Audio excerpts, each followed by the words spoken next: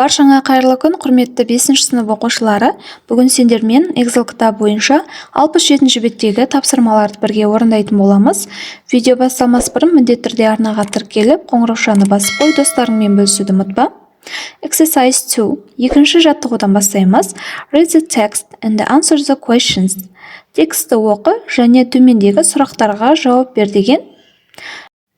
Алдымен 66-ші беттегі тексті оқып аласыңдар. Бұл сұрақтың бәрі сол текстке қатысты қойылған. Бірінші сұрағымыз: Who was Plato? Плато кім болды? A Greek philosopher. Грек философы болды. Екінші сұрағымыз: When did the myth of Atlantis start? Атлантида жайлы миф қашан басталды? In 355 BC. Біздің дәуірімізге дейінгі 355 жылы. Үшінші сұрағымыз: Who was Poseidon? Poseidon деген кім болды? The Greek god of the sea, who created and protected Atlantis. Атлантисті жасаған және қорғайтын гректердің теңіз құдайы болған. Төртінші сұрағымыз: What did the capital city look like? Қаланың елордасы қандай болды? It was amazing. In the center, there was a temple dedicated to Poseidon. Ол өте тамаша болды. Орталықта Посейдонға арналған ғибадатхана болды. Бесінші сұрағымыз: What was inside the temple? Ғибадатхананың ішінде не болды? A gold statue of Poseidon driving 6 horses. Ғибадатхананың ішінде 6 атты айдап келе жатқан Посейдонның алтын мүсіні болды. Алтыншы сұрағымыз: What did the Atlanteans do? Атлантидалықтар не жасады? Most of them were sailors and traders. They sailed around the world. Олардың көпшілігі теңізшілер мен саудагерлер болды. Олар бүкіл әлемді жүзіп өтті. Жетінші сұрағымыз: Where did the kings live? Патшалары қай жерде өмір сүрді?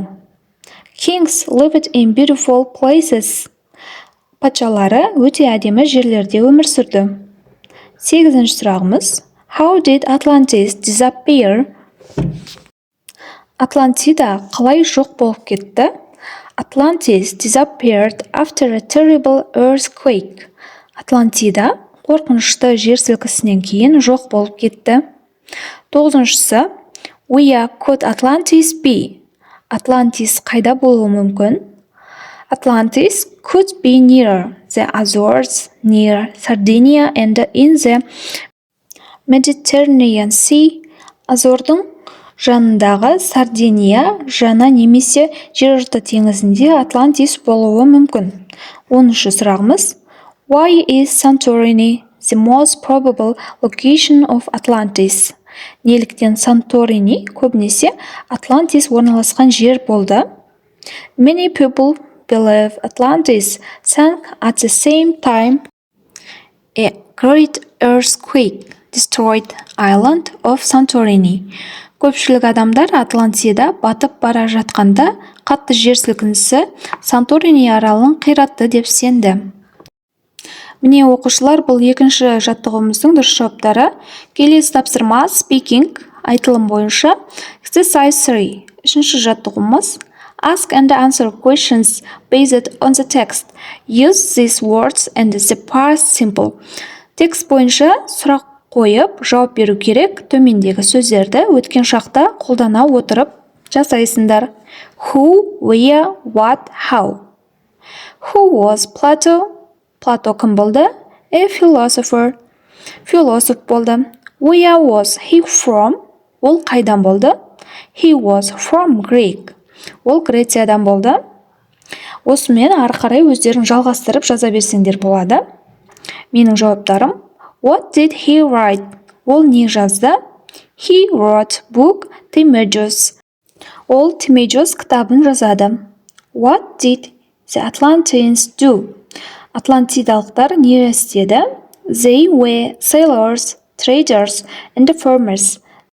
They were rich. Олар теңізшілер мен саудагерлер болды, және фермерлер болды.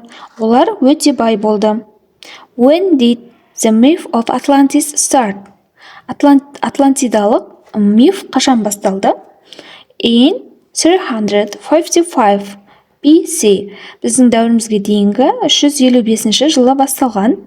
How did Atlantis disappear? Atlantis қалай жоғалып кетті? Atlantis disappeared after a terrible earthquake. Atlantis қорқынышты жер сілкінісінен кейін жойылып кетеді. Narrating past events. Exercise 4. Төртінші жаттығуымыз. Read the text again. Use the verbs below to write or give the class a summary of the text.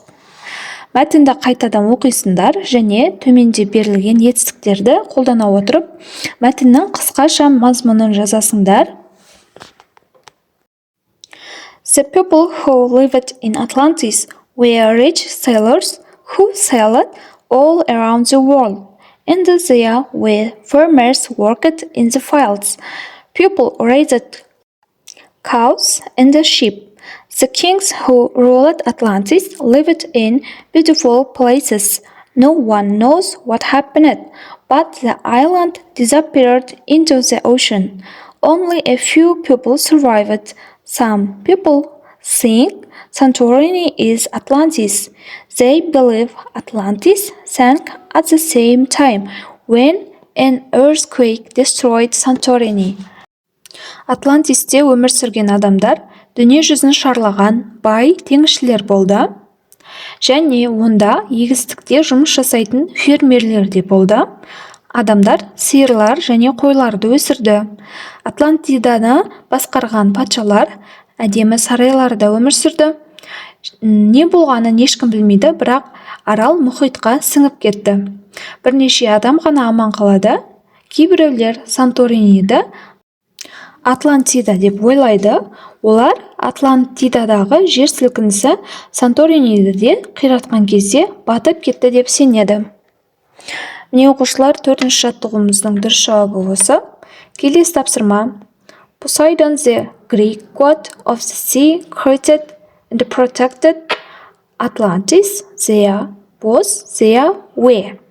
Exercise 5. Read the note and say what the examples mean in your language. Write more examples based on the text. Exercise 1.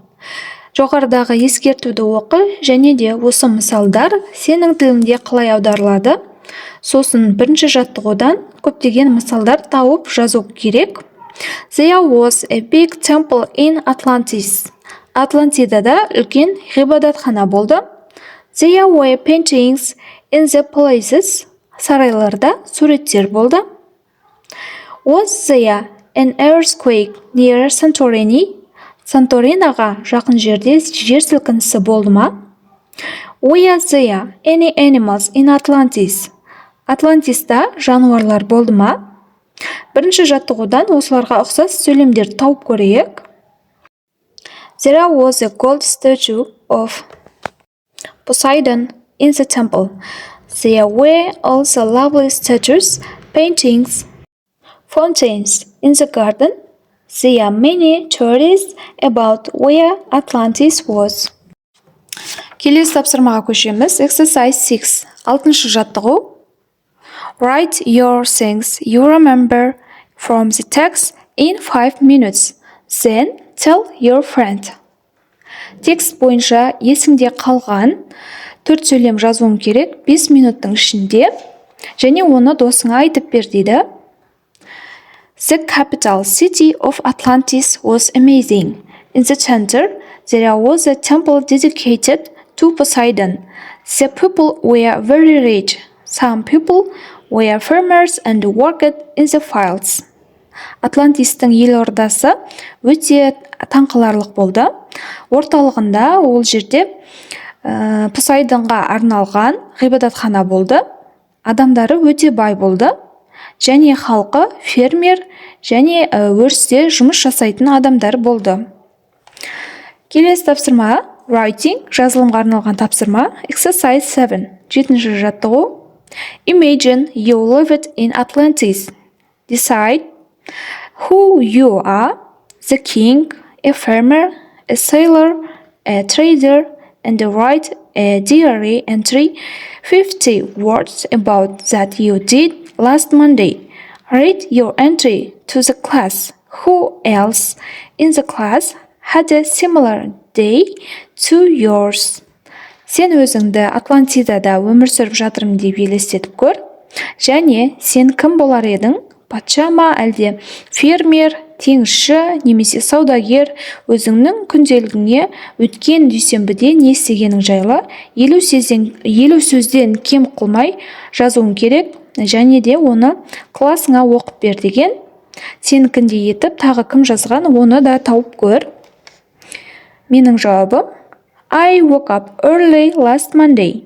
I sent our cows and the sheep to the field with my father. The weather was sunny. My father is a farmer. I always help him. Мен өткен дүйсенбіде ерте ояндым. Мен біздің қойларды, сиырларды әкеммен бірге өріске жібердік. Ауа райы өте шуақты болды. Менің әкем фермер, мен әрдайым оған көмектесемін. Міне біздің жауабымыз осы.